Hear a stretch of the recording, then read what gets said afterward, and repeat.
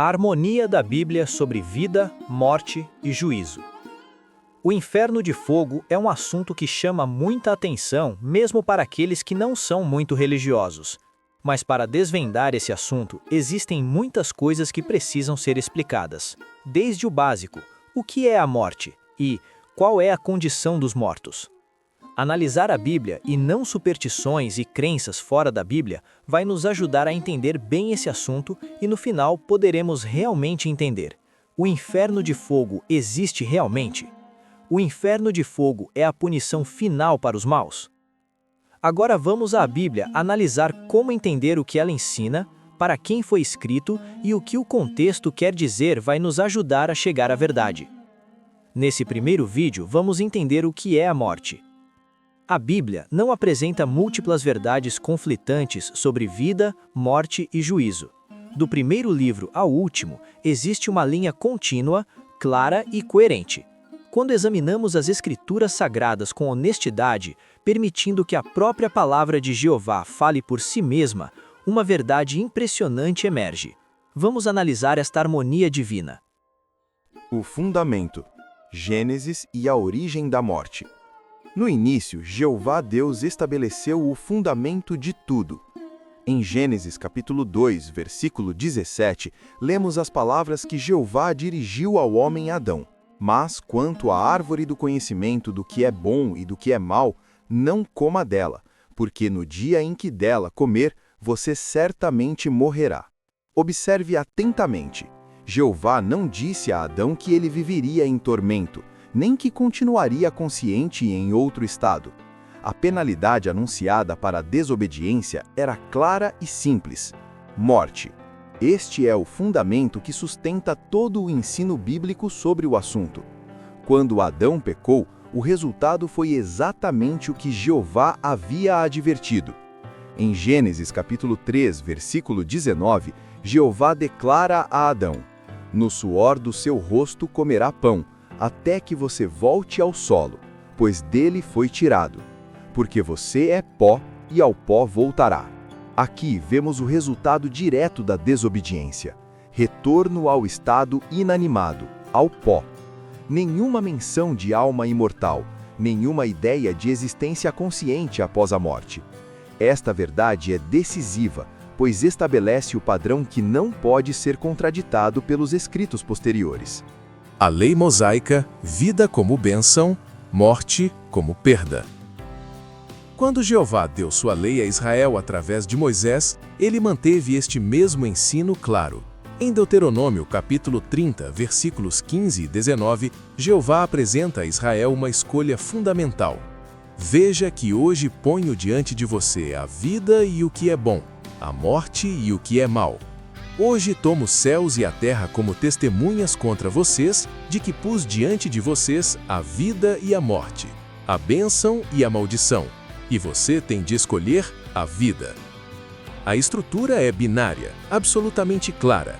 Vida representa bênção, morte representa perda total. Não existe terceira categoria intermediária. Não há menção de sofrimento eterno ou existência consciente na morte. A escolha era entre viver sob a bênção de Jeová ou morrer sob sua justa sentença. O profeta Ezequiel, escrevendo durante o exílio babilônico, reafirma esta verdade. Em Ezequiel capítulo 18, versículo 4, lemos: "A alma que pecar, essa morrerá." Preste atenção, a alma não é apresentada como indestrutível ou imortal. A Bíblia ensina claramente que a alma pode morrer. A palavra hebraica nefesh, traduzida como alma, refere-se à pessoa vivente, ao ser como um todo, e não a alguma parte imortal que continua vivendo após a morte. A sabedoria divina e a condição dos mortos. Os livros de sabedoria das Escrituras hebraicas nos fornecem descrições detalhadas da condição dos mortos. Em Eclesiastes capítulo 9, versículos 5 e 6, encontramos palavras inspiradas por Jeová. "Pois os vivos sabem que morrerão, mas os mortos não sabem absolutamente nada, nem têm mais recompensa, porque toda lembrança deles caiu no esquecimento. Também seu amor, seu ódio e seu ciúme já não existem, e eles não têm mais parte em nada do que se faz debaixo do sol. Que descrição clara! Os mortos não sabem absolutamente nada. Não há consciência, não há atividade, não há memória. Este versículo elimina completamente qualquer ideia de que os mortos estejam conscientes em algum lugar, seja no céu ou em tormento. O versículo 10 do mesmo capítulo acrescenta: tudo o que você puder fazer, faça com todo o seu empenho, pois não há trabalho, nem planos, nem conhecimento, nem sabedoria na sepultura, o lugar para onde você vai. A sepultura, tradução da palavra hebraica Sheol, não é lugar de atividade ou consciência. É simplesmente o lugar comum dos mortos, onde não há nada acontecendo. Os Salmos confirmam este ensino. O Salmo 146, versículo 4, declara: sai-lhe o espírito, ele volta ao solo. Nesse dia perecem os seus pensamentos. Quando a pessoa morre, seus pensamentos perecem. Como alguém poderia estar consciente sem pensamentos? O Salmo 115, versículo 17 acrescenta: os mortos não louvam a Jeová, nem os que descem ao silêncio. Note, a morte é descrita como silêncio, não como sofrimento consciente ou louvor celestial. Os profetas e o destino dos ímpios. Os profetas de Jeová mantiveram este mesmo ensino consistente. Isaías capítulo 25, versículo 8 profetiza: ele eliminará a morte para sempre, e o soberano Senhor Jeová enxugará as lágrimas de todos os rostos. Reflita nesta promessa. Se a morte será eliminada para sempre, ela não pode ser um estado eterno funcional. A morte não pode existir eternamente e ao mesmo tempo ser eliminada eternamente. A lógica é inescapável. O profeta Daniel, escrevendo sob inspiração divina, descreve a ressurreição futura. E muitos dos que dormem no pó da terra acordarão, uns para a vida eterna, outros para a vergonha e para o desprezo eterno. Daniel 12:2. A imagem é consistente. Morte é descrita como sono, um sono profundo no pó da terra. A esperança não está em sobreviver à morte de forma consciente, mas em ser despertado desse sono através da ressurreição. Jesus Cristo e a continuidade do ensino. Jesus Cristo, o Filho de Jeová, não contradisse o Antigo Testamento. Ele confirmou e aprofundou seus ensinos.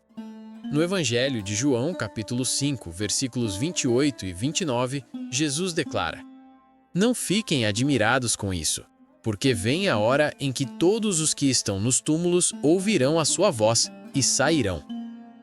Se todos os que estão nos túmulos ouvirão a voz de Jesus e sairão, isto significa que eles estão nos túmulos, não conscientes em algum outro lugar. Eles não estão no céu, não estão em tormento, estão nos túmulos, aguardando a ressurreição. O relato da ressurreição de Lázaro ilustra perfeitamente este ensino. Em João, capítulo 11, versículos 11 a 14, lemos: Lázaro, nosso amigo, adormeceu, mas eu vou lá para acordá-lo. Então os discípulos lhe disseram: Senhor, se ele está dormindo, ficará bom. Jesus, no entanto, havia falado da morte dele, mas eles imaginavam que estivesse falando do sono natural. Então Jesus lhes disse claramente: Lázaro morreu. Jesus chamou a morte de sono. Este não é um termo vago ou poético. Jesus estava ensinando uma verdade literal. Assim como as pessoas adormecidas podem ser acordadas, os mortos podem ser ressuscitados. E quando Lázaro foi ressuscitado, ele não contou histórias sobre ter estado no céu ou ter visto parentes mortos. Por quê? Porque ele estava inconsciente, como se estivesse num sono profundo. Os apóstolos e a mesma verdade. Os apóstolos de Jesus mantiveram este mesmo ensino. O apóstolo Paulo, escrevendo aos cristãos em Roma, declarou em Romanos, capítulo 6, versículo 23, pois o salário pago pelo pecado é a morte, mas a dádiva que Deus dá é a vida eterna por Cristo Jesus, nosso Senhor. Observe o contraste: morte versus vida eterna. Não é vida eterna feliz versus vida eterna em sofrimento. É simplesmente morte versus vida. O salário do pecado é morte, a cessação completa da existência. Quando alguém morre, seus pecados não são mais usados contra ele, porque ele já pagou o preço completo, a morte. O discípulo Tiago, em sua carta, capítulo 5, versículo 20, escreve: Saibam que quem fizer um pecador se desviar do erro do seu caminho, salvará da morte uma alma. Aqui vemos o eco direto de Ezequiel 18:4. A alma pode morrer e pode ser salva da morte. Antigo e Novo Testamento em perfeita harmonia. Em 2 Tessalonicenses, capítulo 1, versículo 9, Paulo escreve sobre os que não conhecem a Deus. Esses sofrerão a punição de destruição eterna. A palavra-chave aqui é destruição. Destruição eterna não significa destruir eternamente, mas sim o resultado permanente da destruição. Assim como o sono eterno não é dormir para sempre de forma ativa, mas o resultado permanente de adormecer, a destruição eterna é o resultado permanente de ser destruído. O papel do fogo no juízo divino. Alguns questionam: e quanto ao fogo mencionado nas Escrituras? O fogo na Bíblia tem um propósito específico. Ele consome, purifica e elimina. Em Hebreus, capítulo 10, versículo 27, lemos: Há apenas certa expectativa horrível de juízo e um fogo ardente que consumirá os adversários. A palavra é consumirá. O fogo consome, não preserva.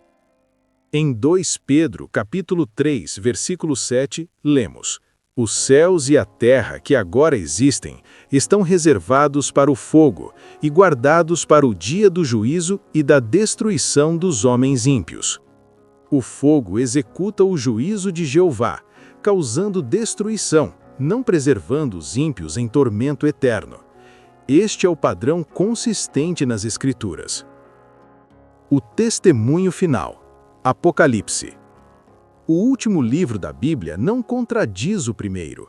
Em Apocalipse, capítulo 20, versículo 14, encontramos palavras impressionantes. A morte e a sepultura foram lançadas no lago de fogo. Esse lago de fogo representa a segunda morte. Se a própria morte é destruída, ela não pode continuar como uma experiência consciente. Como pode haver sofrimento eterno se a própria morte deixa de existir?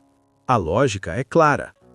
Em Apocalipse, capítulo 21, versículo 4, promete: Ele enxugará dos olhos deles toda lágrima, e não haverá mais morte, nem haverá mais tristeza, nem choro, nem dor. As coisas anteriores já passaram. A morte não existirá mais. Tudo associado à morte será eliminado. Esta é a promessa final de Jeová para a humanidade obediente. Até aqui falamos superficialmente do assunto. Vamos aprofundar bastante ainda em vários pormenores do livro de Apocalipse, mas até aqui isso é o suficiente para não ficarmos com um excesso de informações do assunto.